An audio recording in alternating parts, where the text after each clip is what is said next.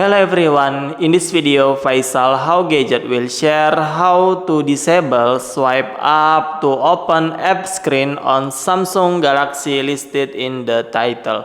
Okay, let's get right into the tutorial. Don't forget to click like and subscribe. First, open your settings menu.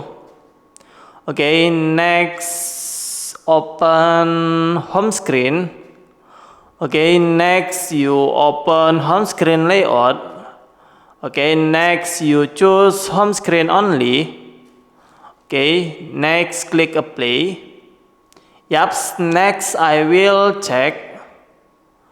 Okay, yup, successfully app screen has been disabled. Okay guys, so many tutorials from me. I hope this tutorial is useful. Don't forget to click like and subscribe. Thank you.